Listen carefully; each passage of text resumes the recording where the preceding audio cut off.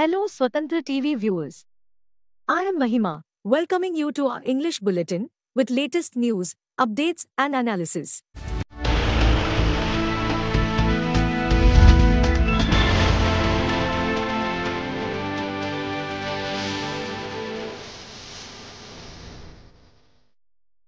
The Congress on Sunday alleged that the Modi government had accentuated India's unemployment crisis with the decimation of job-creating micro, small and medium enterprises through the Taflakian demonetization, a hastily rushed GST, and rising imports from China. In a statement, Congress General Secretary, in charge of communications, Jairam Ramesh cited a new report by Citigroup, a global bank, to flag alarming numbers, which he claimed confirmed what the Congress stated throughout the recent election campaign. The Indian National Congress has been sounding the alarm on India's unemployment crisis for the past 5 years at least. The crisis has been accentuated with the decimation of job-creating MSMEs through the Taflakian demonetization, a hastily rushed through GST, and rising imports from China, Ramesh said. With his economic policies that favor only large conglomerates, the non-biological Prime Minister has created India's highest unemployment rate in 45 years, with the unemployment rate for graduate youth at 42%, he said. Ramesh shared highlights of the report which stated that India must create 1.2 crore jobs per year for the next 10 years to employ our youth. Even 7% GDP growth will not create enough jobs for the youth. The failing Modi economy is the root cause of the unemployment crisis, Ramesh said.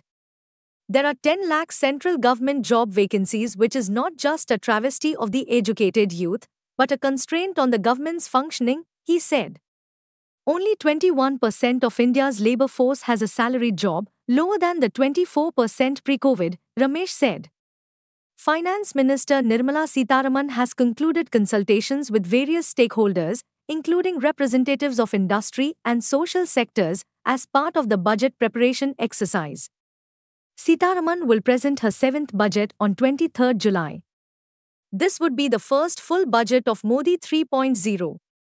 Last month, President Draupadi Murmu, while delivering her address to the joint sitting of Parliament, had said that many historic steps and major economic decisions will be taken in the upcoming budget session. The Finance Ministry in a statement said the pre-budget consultations for Union Budget 2024-25 that started from 19th June onward concluded on 5th July 2024. In the course of in-person consultations, more than 120 invitees across 10 stakeholder groups, including experts and representatives from farmer associations and agriculture economists, trade unions, education and health sector, employment and skilling, MSME, trade and services, industry, economists, financial sector and capital markets, as well as infrastructure, energy and urban sector, participated in the meetings, it said.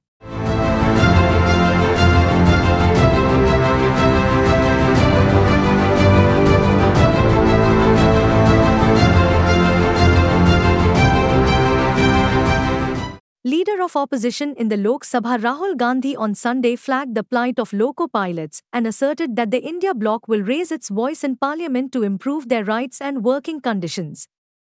Gandhi's remarks on X came as he posted a video of his recent interaction with loco pilots at the New Delhi railway station. In Narendra Modi's government, the train of the life of loco pilots has been completely derailed, he said. He said loco pilots are forced to work 16 hours a day sitting in cabins boiling with heat. The people on whom millions of lives depend have no confidence in their own lives. Deprived of even basic facilities like urinals, loco pilots have no limit on working hours and neither do they get leaves. Due to which they are getting physically and mentally broken and are falling ill, Gandhi said in his post in Hindi. In such a situation, making loco pilots drive trains is putting their lives and that of the passengers at risk, he said. The India bloc will raise its voice in parliament to improve the rights and working conditions of loco pilots, Gandhi asserted. In the video, the loco pilots complained to Gandhi about lack of rest, no leaves and inhuman working conditions.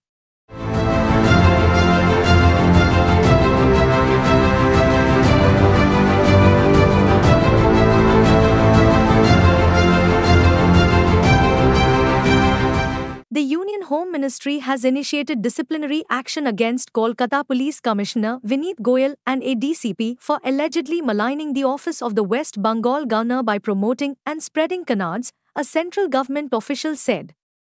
The Union Ministry action came after West Bengal Governor C.V. Ananda Bose submitted a report to it regarding Goyal and Kolkata Police Deputy Commissioner Indira Mukherjee, alleging that they were functioning in a manner which is completely unbecoming of a public servant, he said.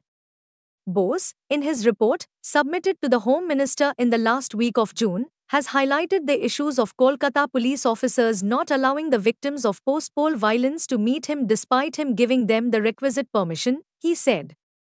The Bengal governor also accused other police officers, posted at the Raj Bhavan, of promoting and encouraging concocted allegations by a woman employee during April to May 2024, the official added.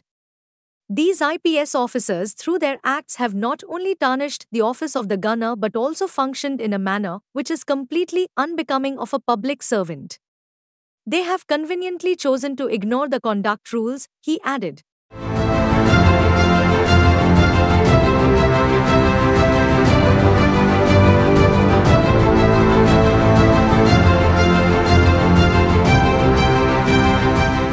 West Bengal Chief Minister Mamata Banerjee on Sunday pulled ropes of the chariot at ISKCON Rath Yatra here after paying obeisance to Lord Jagannath. Braving rains, thousands of devotees gathered to participate in the festival and they were dancing and chanting Jai Jagannath along with the monks of the International Society for Krishna Consciousness. Banerjee performed Aarti with candles and offered prayers to the deities of Lord Jagannath, Balbhadra and Subhadra on the chariot in front of the ISKCON temple, before pulling the ropes of the chariot at the start of the Rath Yatra along with the devotees and monks. The Chief Minister said a large number of people from the state participated in the Rath Yatra festival in Odisha's Puri, as well as in Hooghly district's Mahesh, the oldest Rath Yatra in West Bengal, and Kolkata and other places.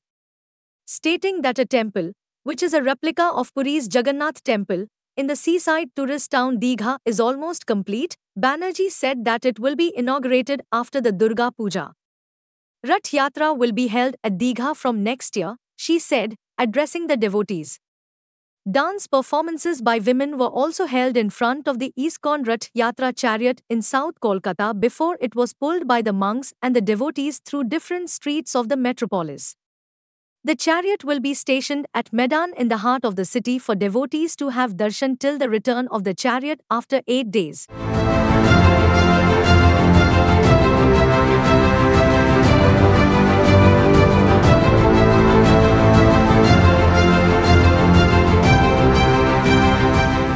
Six terrorists were killed and 2 soldiers laid down their lives in twin encounters in Jammu and Kashmir's Kulgam district, officials said on Sunday. The bodies of 2 terrorists were recovered from the Modargam encounter site while 4 bodies were recovered from the Chinnigam site on Sunday, they said.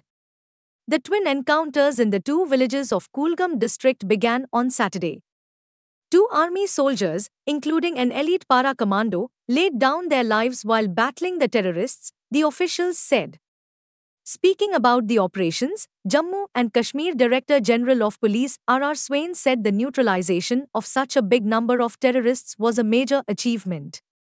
Undoubtedly, this is a big milestone in the efforts towards strengthening the security environment. These successes are very meaningful both substantively as well as in terms of messaging, he said. The success of the operations is an indication that the fight for elimination of terror in Jammu and Kashmir will reach its end, Swain said.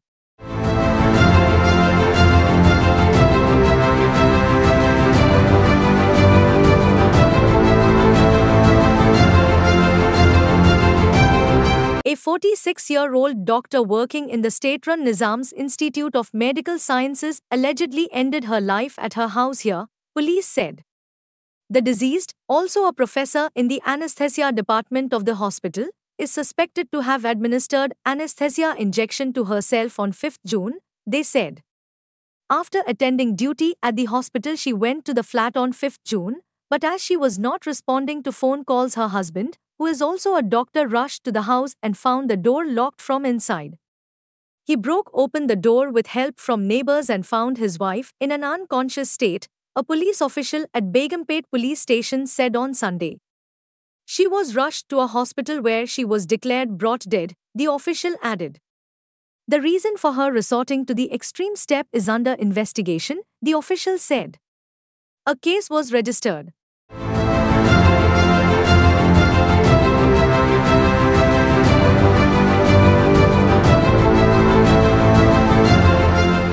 Police in Andhra Pradesh are on the hunt for a 26-year-old youth who allegedly murdered a minor girl in Ankappally district, a police official said on Sunday. The police said that 12 police teams have been formed to arrest B. Suresh, who allegedly hacked the 14-year-old girl to death on Saturday evening at KG Palim village under Rambilli Mandal in Ankappally district. Suresh was fanatically in love with the girl. According to sources, Suresh wanted to marry the girl and even promised that he would wait until she turned a major, but her family refused the proposal. Incidentally, the girl's family lodged a complaint against Suresh in April, which also resulted in his remand. He was booked under the Protection of Children from Sexual Offences Act. However, he came out of prison on bail and nursed a grudge against the girl that she was responsible for his imprisonment and also for rejecting his proposal. He allegedly murdered the girl on Saturday in her home. She was found in a pool of blood. Police registered a case and are in search for Suresh.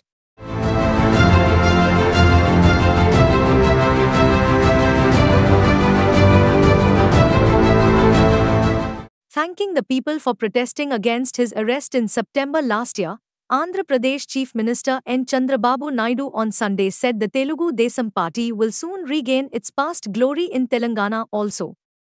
Addressing TDP workers here, Naidu said the party was born in Telangana 4 decades ago and soon it will be restructured.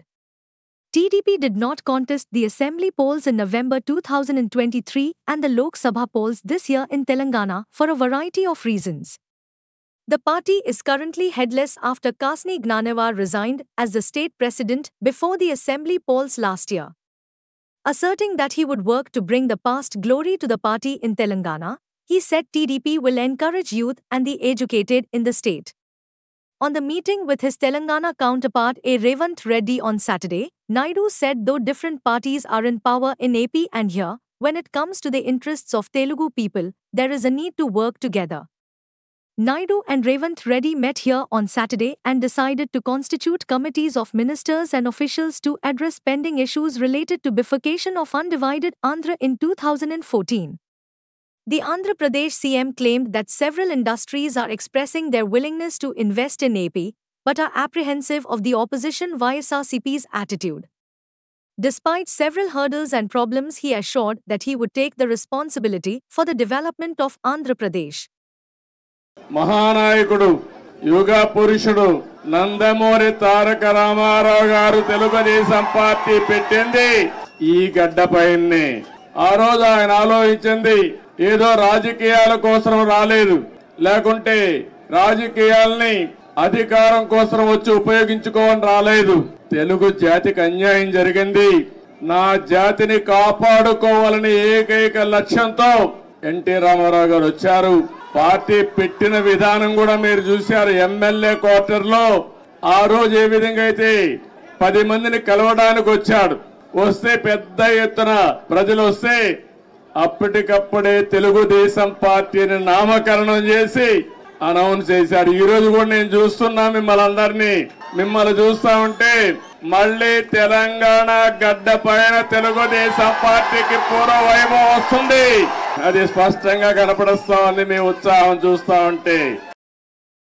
The Supreme Court will hear on Monday a batch of pleas related to the controversy-ridden medical entrance exam NEET-UG 2024, including those alleging irregularities and malpractices in 5th May test and seeking a direction to conduct it afresh.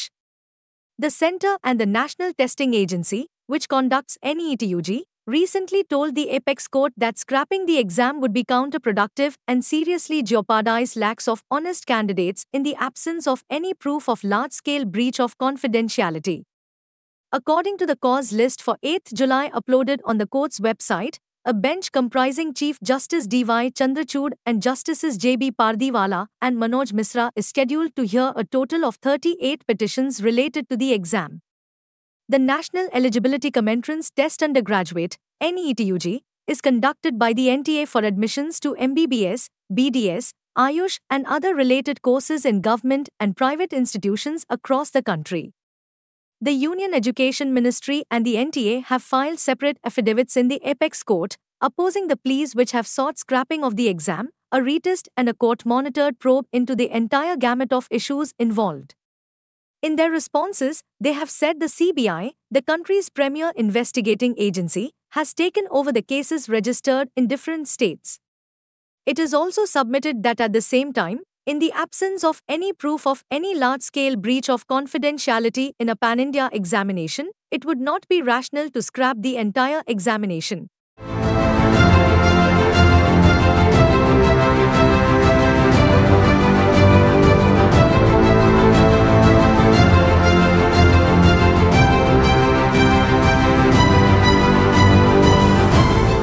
A sub-inspector of police working in Bhadradri Kottagudam district, who attempted suicide a week ago due to alleged harassment by his colleagues, died while undergoing treatment at a hospital in Hyderabad in the early hours of Sunday, police said.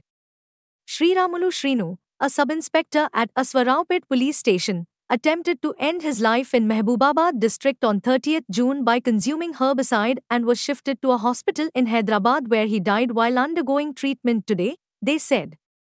He belonged to scheduled caste and was from Narakpeta village of Warangal district. A purported video in which he accused 4 constables and a circle inspector of Aswaraupet police station of harassment was widely circulated on social media on Sunday. A case was registered earlier against the 4 constables and the CI based on the complaint lodged by the sub-inspector's wife, who had accused them of harassing her husband. The video seems to have been shot when the sub-inspector was undergoing treatment in a hospital. In the video, the sub-inspector said the constables obstructed his work of writing records and also did not cooperate and harassed him. Though he had informed the CI about it, he ignored it. Instead, the CI issued memos to him over petty reasons and intentionally harassed him, he said.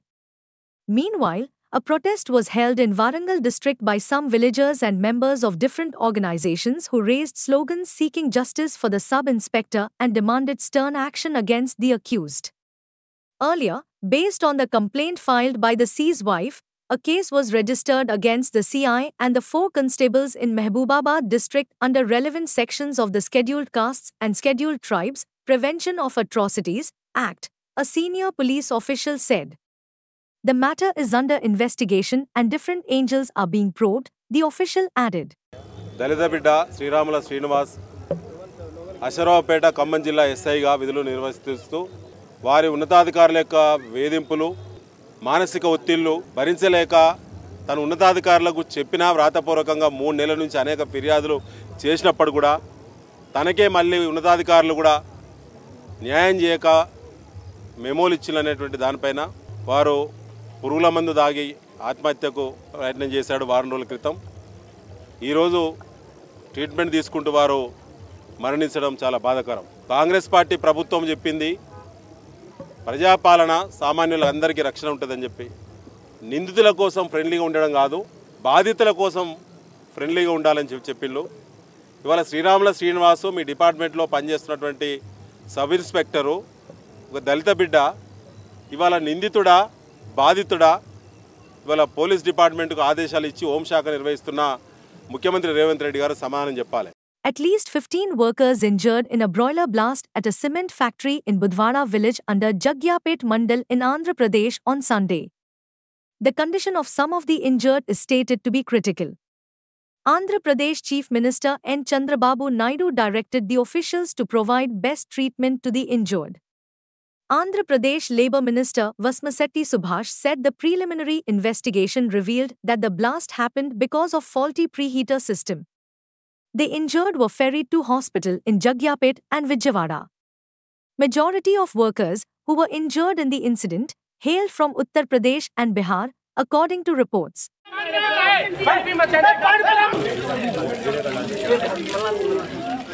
आराम से चिल्ला, skin मत निकलने दीजिए, skin मत निकलने दीजिए। Thank you for watching Swatantra TV English Bulletin. For a complete and comprehensive English news bulletin, please do watch Swatantra TV every day. This is Mahima, signing off. Keep watching Swatantra TV.